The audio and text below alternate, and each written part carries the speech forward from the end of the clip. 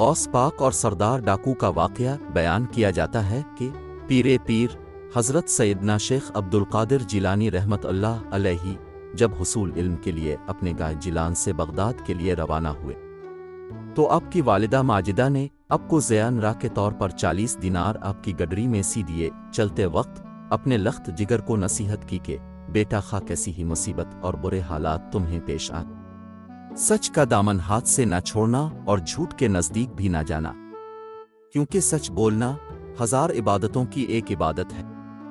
سعادت مند فرزند نے عرض کی کہ اے والدہ، میں صدق دل سے یہ عہد کرتا ہوں کہ اب کی نصیحت پر ہمیشہ عمل کروں گا۔ گھر سے رخصت ہو کر اب رحمت اللہ علیہ بغداد والے ایک قافلے میں شامل ہو گئے، کیونکہ اس دور میں طویل بیابانی راستوں میں تنہا سفر کرنا ممکن نہ تھا۔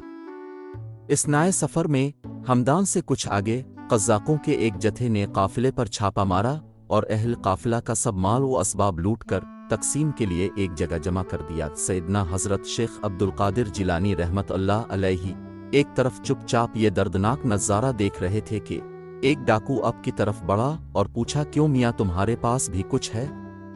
آپ نے فرمایا، ہاں میرے پاس 40 دینار ہے۔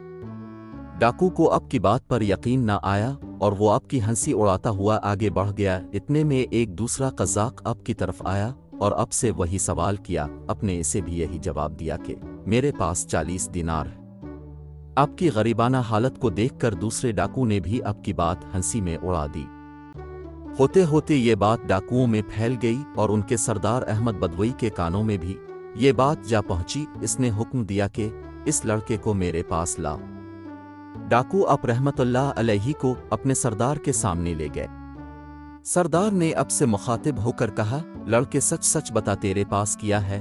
حضرت نے بلا خوف اس بات کا جواب دیا، میں پہلے بھی تیرے 2 ساتھیوں کو یہ بتا چکا ہوں کہ میرے پاس 40 دینار ہے۔ اس نے پوچھا، اچھا کہاں ہے؟ حضرت نے فرمایا، میری بغل کے نیچے گدڑی میں سلے ہوئے ہیں۔ سردار نے ایک ڈاکو کو حکم دیا کہ اس لڑکے کی تلاشی لو۔ چنانچہ اس نے آپ کی گدڑی ادھیڑ کر دیکھی تو اس میں واقعی 40 دینار نکل آئے۔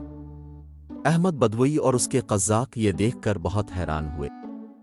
احمد بدوئی نے حیرانگی کے عالم میں حضرت سے پوچھا، لڑکے تمہیں معلوم ہے کہ ہم قزاق ہیں اور مسافروں کا سامان لوٹ لیتے ہیں، پھر بھی تم نے ان دیناروں کا بھید ہم پر ظاہر کر دیا، حالانکہ یہ رقم اس قدر محفوظ تھی کہ کسی کو اس کا وہم و گمان بھی گزر نہیں سکتا تھا۔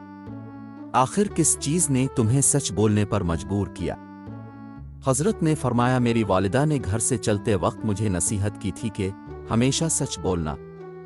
بھلا ان 40 دیناروں کی وجہ سے میں اپنی والدہ کی نصیحت کو کیوں فراموش کر دیتا اور اللہ تعالیٰ کو ناراض کر لیتا؟ حضرت کے الفاظ سن کر بدوئی بے حد متاثر ہوا اور اسی وقت اس پر رقت طاری ہو گئی۔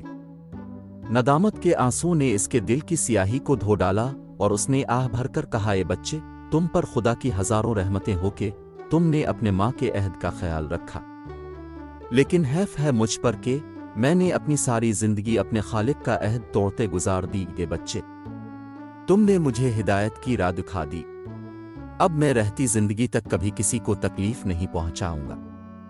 یہ کہہ کر وہ حضرت کے قدموں پر گر پڑا اور رہزنی کے پیشے سے تائب ہو گیا۔ اس کے ساتھیوں نے جب یہ منظر دیکھا تو سب بے یک زبان پکار اٹھے کہ اے سردار، ہم بھی اس برے پیشے سے توبہ کرتے ہیں۔ تو رہزنی میں بھی ہمارا قائد تھا اور توبہ میں بھی ہمارا پیش رو ہے۔ چنانچہ انہوں نے لوٹا ہوا تمام مال قافلے والوں کو واپس دے دیا۔ اس واقعہ سے ہمیں یہ سبق ملتا ہے کہ سچ ہے کہ ماں کی گود بچے کے لیے پہلا مدرسہ ہوتی ہے، یعنی پہلی تربیت گاہ ہوتی ہے۔ چنانچہ اگر ماں بچپن میں ہی بچے کی اخلاقی تربیت کرے تو کوئی بات نہیں کہ وہ آگے چل کر شیخ عبدالقادر جیلانی بنے۔ لہٰذا اس واقعے سے ہم سب کو، خصوصاً ہماری ماؤں بہنوں کو خاص طور پر سبق حاصل کرنا چاہیے۔ اللہ تعالی ہمیں عمل کرنے کی توفیق عطا فرمائے، آمین۔